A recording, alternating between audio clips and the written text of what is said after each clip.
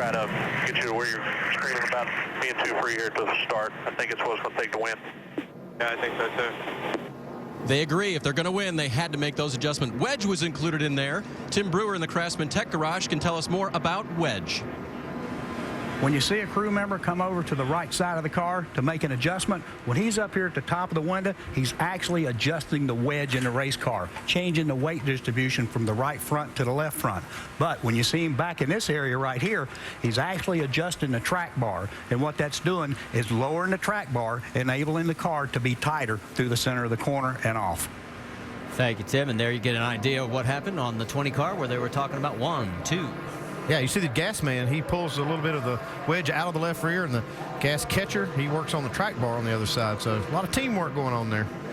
And there is Kyle Busch still beating him back out. He comes out in second. We can tell you that Justin Laughlin has been treated and released from the infield care center, so that is good news. Let's reset the field for you as they're coming out of turn 2. It will be Kyle Busch, Joey Logano, then Carl Edwards and Kevin Harvick in row 2, Clint Boyer, Jamie McMurray, then Reed Sorensen, David Rudiman, Paul Menard, Greg Biffle. That's your top 10. And you know what's not striking about that? All 10 drove the Sprint Cup race earlier today. Well, they got adrenaline flowing right now. They don't care. They're not tired. I mean, once you get in that car, that adrenaline takes over, and you've got to get the job done. Especially for Kyle Busch, running this strong, running up front. Man, he's not even thinking about being tired right now. When it'll really hit him is tomorrow morning. Yeah, exactly right. All right. Kyle has selected the inside line. Lights are out on the pace car. The Camaro pulls down onto pit road. Coming down towards the 2 lines that we have grown so much to know about after last week's deal at Phoenix. And we're back to green flag racing here at Texas.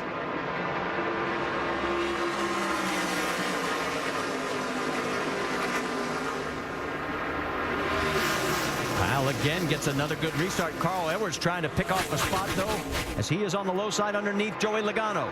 Here comes Harvick into the mix as well. There's Boyer and McMurray. They're going to try 3 wide here. Boy, off of turn 4, there's a lot of grip up there, but we saw 3 wide late in the Cup race, and there was a huge wreck. Took out many cars. They got tight right there. It's exactly that situation that we saw right there, the way it happened in the Cup race. These guys are playing a little nicer, giving themselves just a little bit more room. And it was Kevin Harvick saying, hey, this is deja vu. I'm pulling back. And here he goes now. Oh, now they get together. Contact. Hang on, Clint Boyer. Come on, guys. We were just bragging on you. And we're going to take a look at the right front of Clint Boyer's car. He got hit pretty hard right there, enough to turn him completely sideways. Look at that. Yeah, he's got a lot of damage to that right front fender. Let's hope it's not rubbing. Not seeing any smoke. Not yet, but boy, he is dropping like a rock right here. There goes Biffle around him. Here comes Menard on the high side. Our right front fender's tore up pretty good. Tire's still up. Well, these guys are just digging for all this position when they got good tires on the car right after these restarts. That's when they feel like they can gain the most, so they're really aggressive on these restarts. Stephen Wallace goes around him. Trevor Bayne looks like he's coming underneath him. We're taking a good close look at the damage. I don't see any tire rub, though. That was pretty stupid. Well, you heard Clint's comments. He thought it was stupid. Just be smart here. We'll get her fixed. 3 wide on the top. Boy, 3 wide on the top. He is sliding up the hill and getting passed by everybody. Leffler goes by. Keselowski goes by. Here comes Colin Brown. Let's take another look. See if we get a different angle here. Ooh. And I think this data's all ran out of room right there, Andy. Yeah, that's that same deal you talked about, Rusty. That turn 2 is just, it flattens out so fast. You got 3 wide. 3 wide. Not enough room right there. Clear up 1 lane after the 33.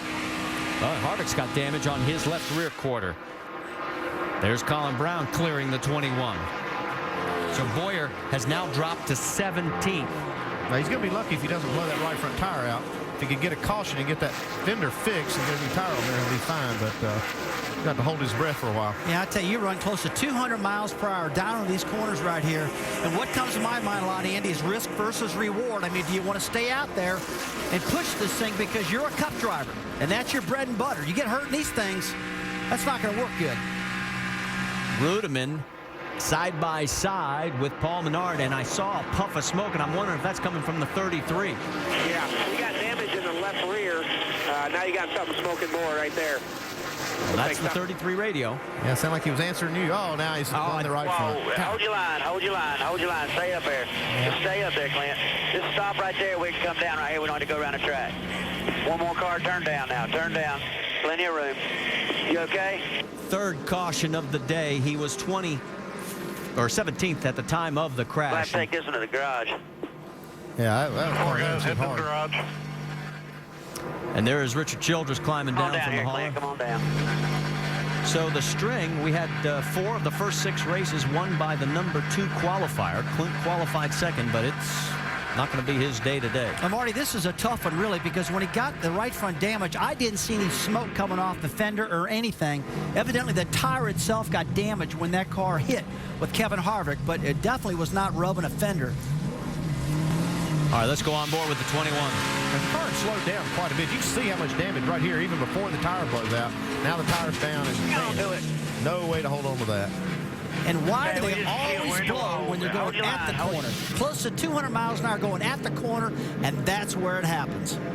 Pit crew chasing him back to the garage as Clint Boyer has a lot of damage on the 21. Stay with us.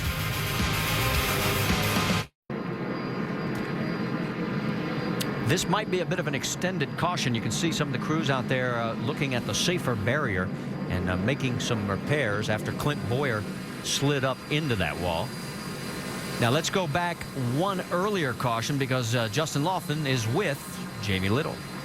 Well, Justin Lofton has been checked and released, and he's okay. A little bit fired up, though. Tell us, first of all, how the conditions are out there and what happened in your case. The track's great. The number 71 WeekendWarriorsTV.com Toyota Camry was on a rail.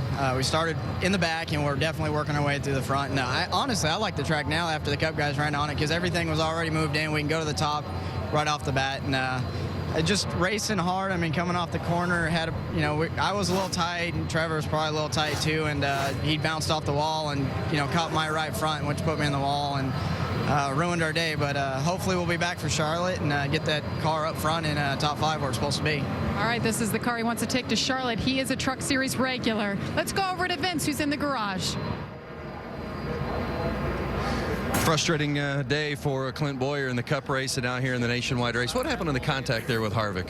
I don't know. I mean, I was trying to stay off of him, and he crammed it in there 3 wide like that pretty early in the race. I mean, just trying to be patient there. We was a little bit off, and I was going to let him back around. He got, hiccup behind somebody, but I don't know. I guess he's got a lot to prove in this series. Frustrating finish for Clint Boyer. It's been a tough day today. A lot of damage on that 21 car, guys. And do you want to place any blame on this deal? No, I'm not going to place any blame because this particular part of the racetrack, I mean, you see Clint right on the bottom, very upset. I totally understand. But, man, you got so much momentum, Andy, coming off. And he had to let that car drift up. And when that happened, he just couldn't pull it off of him. Yeah, what we saw right there at the replay was just when it happened. But before that, we didn't really see what created this 3-wide situation that they were talking about. I think that might have been what Clint was frustrated about.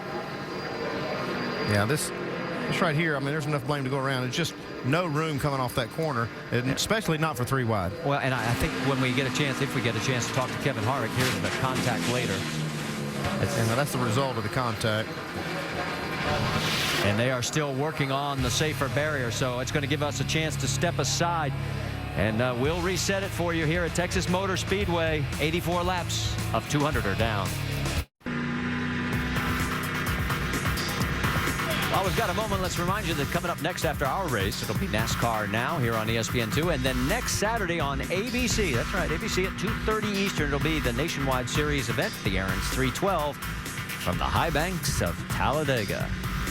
Under our third caution here at the Texas Motor Speedway. And we can tell you after coming in for repairs, Kevin Harvick, we're on board with him right now. He is now back in 23rd position, and there's the damage that he had on the left rear quarter. Andy, I'm concerned about the 2 o'clock position on that left rear tire, just right under the C on .com there. It looks like that fender's awful close. We saw smoke coming out of this particular car earlier, and I don't think they've got that thing clearance enough yet. Yeah, it wouldn't hurt to come back in and pull them out just a little bit more. Let's go back and show you what happened on pit road, because they had a bit of a problem when they put the fuel in. Watch what happens. It'll splash just before they got the barrel bond, and now that isn't going to stick. So they had to take a little bit of extra time. Luckily, under caution. Not going to work there. So Yeah, they have to get it dried off and try to get all this. They're trying to get the bumper bent back up.